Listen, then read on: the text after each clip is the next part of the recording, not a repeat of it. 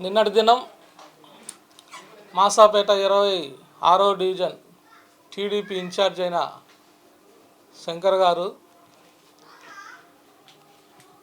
దేవాలయం విషయం కొన్ని వ్యాఖ్యలు చేయడం, దేవాలయం కట్టడం అసలు మేయర్కే ఇష్టం లేదన్నట్టుగా దుర్ప్రచారం చేయడం నిజంగా హాస్యాస్పదమైన విషయం. వైసీపీ గవర్నమెంట్లో 2022లో దేవాలయం నిర్మాణం చేయాలని సంకల్పం కట్టిందే వైసీపీ గవర్నమెంట్. దేవాలయ నిర్మాణాన్ని ఒక అర్జునవాడలో ఎస్సీ డివిజన్లో అనకుండా అది ఒక ప్రత్యేకమైన దేవాలయముగా అన్ని ఒక వర్గాల వారు అక్కడికి వచ్చి దర్శించే విధంగా దాన్ని నిర్మాణం చేయాలని ఒక సంకల్పంతో వైసీపీ ముందడుగు వేసిందనేది శంకర్ గారు గుర్తుంచుకోవాలి. 2022లో అభివృద్ధిలో భాగంగా మాసాపేట రోడ్డు డెవలప్మెంట్ విషయంలో దేవాలయ నిర్మాణాన్ని తొలగించడం జరిగింది. ఆ తర్వాత అక్కడ నిర్మాణం జరిగేందుకు నిధులను కేటాయించడం జరిగింది.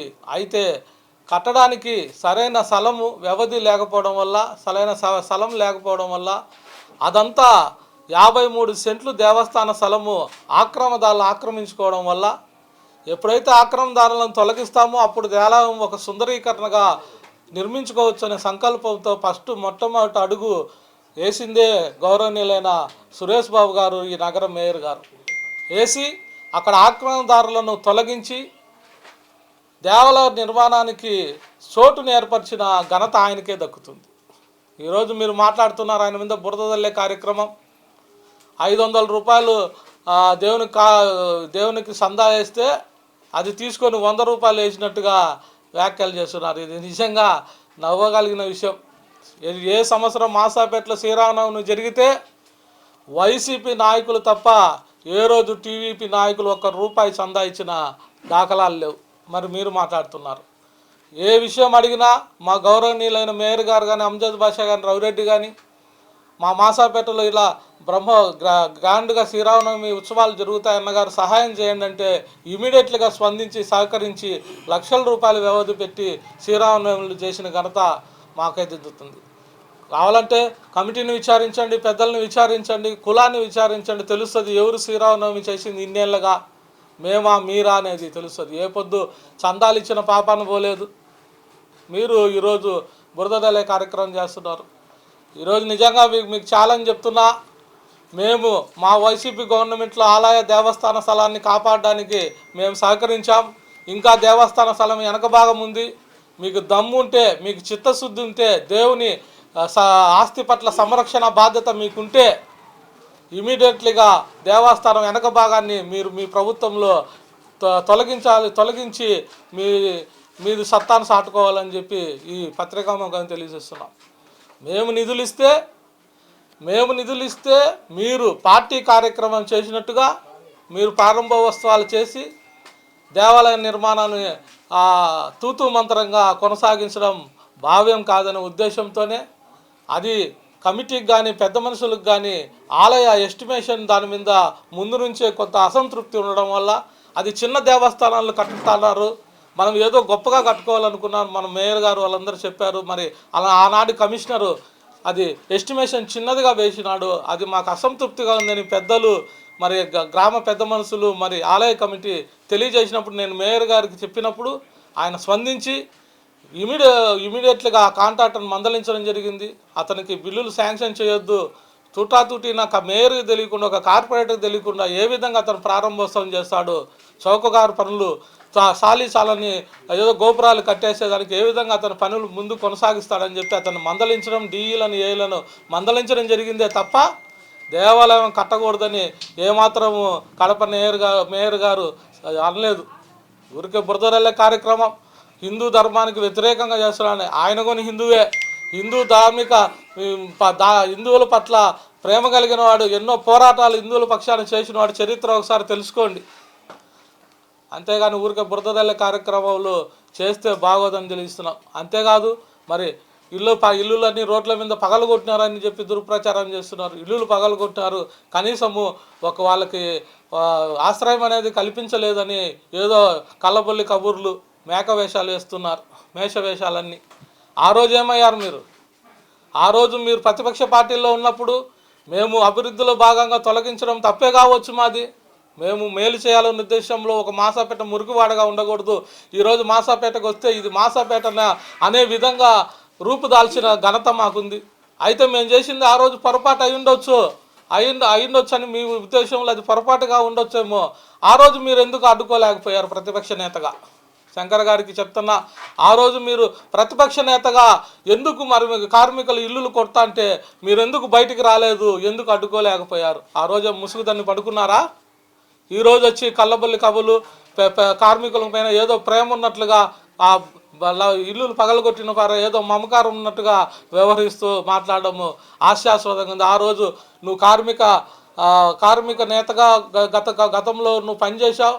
ఈరోజు టీడీపీ ప్రతిపక్ష నాయకుడిగా ఉన్నావు. మరి ఆ కార్మికులు ఇల్లులు పగలగొట్టేప్పుడు ఎందుకు అడ్డుకోలేకపోయావు? నీ ఇల్లు పగలగొడితే మాత్రం మొత్తం టీడీపీ నాయకుల కూటమిని అంతా ఆడికి చేర్చావు. నీ ఇల్లు మాత్రం నిలబెట్టుకున్నావు. మళ్ళీ ఒక పుకారు లేచింది మాసాపేటలో, అతని ఇల్లు కర్ణాటక సీఎం గారి చేత ఫోన్ చేయించుకొని నిలబెట్టుకున్నాడని. అది ఎంత వాస్తవం మాకైతే తెలుసు. అంత పరపతి, అంత రాజకీయ శక్తి ఉన్న నువ్వు మరి కార్మికులు ఇల్లులు ఎందుకు నిలబెట్టలేకపోయావు? గతంలో అయితే మా మామగారు అయ్యన్న గారు ఎన్నో పోరాటాలు చేశారు కార్మికుల కొరకు. ఇదే స్టేడియం గోడమిడి ఇవన్నీ పగలగొట్టాలని చెప్పేసి మా కార్పొరేషన్ సిబ్బంది ఆనాటి ప్రభుత్వము ఆదేశాలు జారీ చేస్తే డోజర్కి అడ్డంగా పడుకొని ఈ ఇళ్లను కాపాడిన ఘనత మా మామగారు అయిన పక్క అయ్యన్న గారు చెల్లుతుంది. మరి ఆ రోజు ఆయన చేసిన సాహసం నువ్వెందుకు చేయలేకపోయావు ప్రతిపక్ష నేతగా? ఈరోజు కళ్ళబొల్లి మేకవన్ని వేషాలు వేస్తున్నావు ఓట్ల కోసం. ఎవరు నిన్ను నమ్మే ప్రసక్తిలో లేరు. కార్మికులకు అందరికీ తెలుసు, వైఎస్ జగన్మోహన్ రెడ్డి కార్మికుల పక్షపాతి కాబట్టి ఆయన ఆప్కోస్లో కార్మికులను చేర్చి వాళ్ళకు హెల్త్ అలవెన్స్ను 15,000 వేతనాన్ని చెల్లిస్తూ మొత్తం 21,000 వేతనాలు చెల్లించిన ఘనత మన గౌరవనీయులైన జగన్మోహన్ రెడ్డి గారికే చెందుతుంది. ఈరోజు మీరు ఆప్కోస్ను రద్దు చేశారు, కార్మికులను రోడ్ల పాలు చేస్తున్నారు. 60 ఏళ్ళు నిండిన కార్మికులు కడుపు కొడుతున్నారు, వాళ్ళు ఉద్యోగాలు తీసేస్తున్నారు. కార్మికులు మీ పక్షాన్ని నిలబడతారని కలగంటున్నావా? టీడీపీ నాయకుడిగా నువ్వు ఏం పోరాటం చేసావు వాళ్ళ కోసం?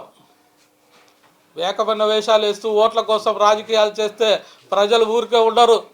ఈరోజు వైసీపీ కార్పొరేటర్ ఎన్నికల్లో వైసీపీకి డిపాజిట్ లేదంటాడు. ముందు నీకు డిపాజిట్లు చూసుకో. కార్మికులు ఒక్క ఓటేసే పరిస్థితి లేదు నీ టీడీపీ గవర్నమెంట్కి. నువ్వు చేసిన ఆ కార్యక్రమాలు, మీ ప్రభుత్వం చేసిన అరాచకాలు ప్రతి వ్యక్తి గుర్తిస్తున్నారు. మైనార్టీస్లు కానీ, ముస్లింలు కానీ, కార్మికులు కానీ ఒక్క ఓటు వేసే పరిస్థితి లేదు. నువ్వు డిపాజిట్ల గురించి మాట్లాడుతున్నావా? మా మామ కాలం నుంచి మేము దిగ్విజయంగా మెజార్టీలతోనే గెలుస్తున్నాం. ఏ పొద్దు ఓడిపోయిన చరిత్ర మాకు లేదు. ఈరోజు నువ్వు ఓడిపోయి మా ముందు మీసాలు దువ్వితే ఊరుకునేది లేదు. దయచేసి శంకర్ గారు, ఇది దేవస్థానం విషయము. అందరం కలిసికట్టుగా ఇందులో పాల్గొనాలి. కానీ ఇదేదో పార్టీకి సంబంధించిన విషయం కాదు. ఖచ్చితంగా మా మేయర్ గారు పార్టీ దేవస్థానం విషయంలో ఇంకా దాన్ని ఎస్టిమేషన్ బిల్లును పెంచి దాని ఆయామును, దాని యొక్క విస్తరణను పెంచి నూతనంగా గొప్పగా కట్టాలని సంకల్పంతోనే మందలించారే తప్ప గుడి కట్టకూడదని ఎక్కడే కానీ ఆయన మందలించలేదు, ఎక్కడే కానీ ఆయన ఆక్షేపణ చేయలేదు. అధికారులను ఆదేశించారు, గౌరవ కార్పొరేటర్ని కలసండి, పెద్దలను కలసండి, ఆ గ్రామ పెద్దలను, ఆ కమిటీని కలసండి, ఒక సద్విరమైన విచారణ చేయండి.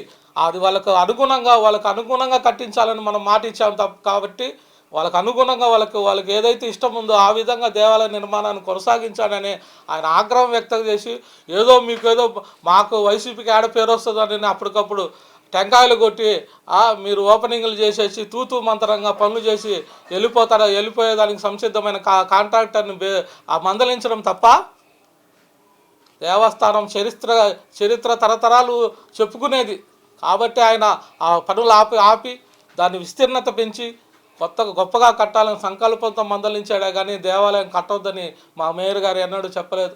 ఊరికే మీరు ఆయన మీద బురదల్లే కార్యక్రమం మానుకోండి. ఇప్పటికైనా పెద్ద మనుషులు మాసాపేటకు రిజైన్ చేసేశారు, పత్రికలు కొని పంచారు.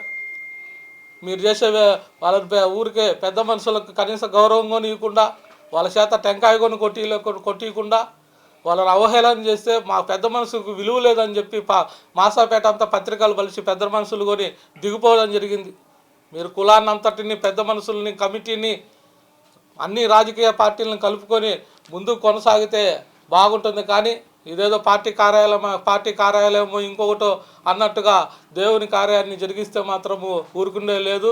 ఖచ్చితంగా మేము పెద్ద మనుషులతో కమిటీతో మరి గ్రామస్తులతో ఈ డిఈలు ఏఈలతో మరి కార్పొరేటర్ నేను అందరం సమావేశమై దాన్ని ఎట్ట రూపకల్పన చేయాలని ఒక ఎస్టిమేషన్ వేసి ఇంకొంతగా డబ్బులు అవసరమైతే మా మేయర్ గారితో ఇంకొంతగా డబ్బులు కేటాయించి గుడిని నిర్మించే విషయంలో ముందుకు పోతామని ఈ పత్రిక తెలియజేసుకుంటాను. ఇంకొకసారి ఇలాంటి వేషాలు వేస్తే మాత్రం ఊరుకుండే లేదు. మీరు ఊరికే బురదల్లే కార్యక్రమం మానుకోండి. వీలైతే మీ పార్టీ నుంచి ఏదైనా దేవునికి ఇప్పగలిగితే మీ పార్టీ నుంచి ఏమి ఇప్పిస్తారో అది చెప్పండి. కానీ మేము ఇచ్చిన డబ్బులతో ఏదో బిడ్డను కానీ పెంచితే ముద్దులు పెట్టుకొని నా కొడుకు అన్నట్టుంది. మీరు అవన్నీ మానుకోండి. మీ ప్రభుత్వం ఏమిస్తుందో ముందు అది తెలియజెప్పండి. మీ ప్రభుత్వం ఇచ్చిన డబ్బులు తీసుకొని రండి దేవస్థానానికి, మేము తెచ్చాం, మీరు తెచ్చి చూపించండి. కలెక్టర్కి కమిషనర్కి అధికారాలు లేవు అని 10 లక్షలు మించి ఎవరు మంజూరు చేయలేరు కమిషనర్ గారు. కేవలం ఇది స్టాండింగ్ కమిటీ తీర్మానం. 43 లక్షలు మేయర్ గారు ఇచ్చారు. మీకు పదే చెప్పినా చదువుకున్న వాళ్ళకన్నా చెప్పొచ్చు, చదువు రాని వాళ్ళకన్నా చెప్పొచ్చు, మధ్యతరం వ్యక్తులకు ఏమి చెప్పలేదు. అటైతే సమాజం అంతా, కులం అంతా, మాసాపేట ప్రజలంతా ఈ విషయాలు అర్థం చేసుకుంటున్నారు. ఎవరికి వారు ఏం చేయాలనేది వారి మనసుల్లో ఉంది, మీరు చెప్తే కాదు. దయచేసి ఇంకనన్నా జ్ఞానంతో మెలిగి అందరం ఐక్యతతో దేవస్థానాన్ని ముందుకు కొనసాగింపజేయాలని పత్రికాముఖంగా తెలియజేస్తున్నాం.